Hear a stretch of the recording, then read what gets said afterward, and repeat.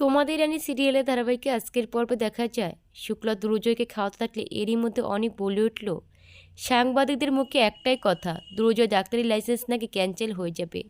দুর্জয় এক মনে এই কথাগুলো শুনে বলছে সবাইকে, আমি কি সত্যি কি এত বড় ব্যান্ডেল করলাম? শুধুমাত্র রানী আর ধ্রুবকে একসঙ্গে দেখে মাথা গরম করে ভুল ইঞ্জেকশনটা পুশ করেছি।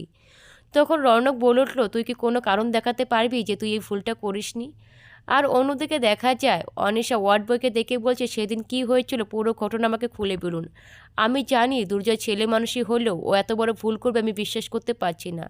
কিন্তু ওয়ার্ড বয় কোনো রকম করে অনিশার কথা ঘুরিয়ে সেখান থেকে বেরিয়ে পড়ে ডক্টর মিত্রকে ফোন করে বলছে, অনিশা আমাকে ডেকেছিল, অনিশা আমাকে জিজ্ঞাসাবাদ করছে সেদিন কি হয়েছিল পুরো ঘটনা জানতে, কিন্তু আমি কিচ্ছু বলিনি।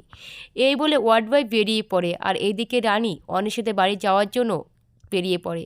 দেবযানী অনেক করে রানীকে আটকানোর চেষ্টা করে কিন্তু আটকাতে পারে না। এইদিকে শুক্লা দুর্জয়কে বলছে, তুই তো ধুম করে ওইটুকু মেয়েকে বিয়ে করে নিলি, এখন কার জীবনটা নষ্ট হলো? নিশ্চয় তোর জীবনটাই। তখন দুর্জয় বলছে, আমি জানি না রানী যেই কাজটা আমি পছন্দ করি না ওই কাজটা কেন করতে চায়। ঘরে এক কথা বলে আর বাইরে এক কথা বলে, ওই জন্য তো আমার মাথা গরম করে আমি এত বড় ভুল করেছি। তখন রৌনক দুর্জয়কে বলছে, তুই কি রানীকে কোনোভাবে সন্দেহ করিস নাকি? এইদিকে রানী অনিশাদের বাড়িতে পৌঁছে গিয়ে অনিশাকে বলছে, অনিশা তুমি যদি এসবের মধ্যে জড়িয়ে থাকো তাহলে আমার থেকে খারাপ কেউ হবে না, এবার বুঝবে রানী কাকে বলে। তোমাকে অনেক দিন আমি ক্ষমা করেছি, অনেক শুধরানোর চেষ্টা করেছি, তুমি কিন্তু শুধরানোর পাত্রী নও। এবার দেখো আমি কি করতে পারি, এই ভুলের আমি আর ক্ষমা করতে পারবো না। তখন অনিশা রানীকে বলছে, তোমার এত বড় সাহস কি করে হলো আমার বাড়িতে এসে আমাকে স্টেজ দিচ্ছ?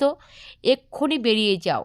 এরই মধ্যে রানী ধ্রুবকে দেখতে পায় অনিশাদের বাড়িতে। তখন রানী দুয়ে দুয়ে চার করে ফেলে, বলছে অনিশাই হয়তো ধ্রুবকে পাঠিয়েছে আমাকে ডিস্টার্ব করার জন্য। আর এইসব দেখে দুর্জয় মাথা গরম করে মিস্টার বাজাজকে ভুল ইঞ্জেকশন পুশ করেছে। এবার তো আমি প্রমাণ করেই ছাড়বো।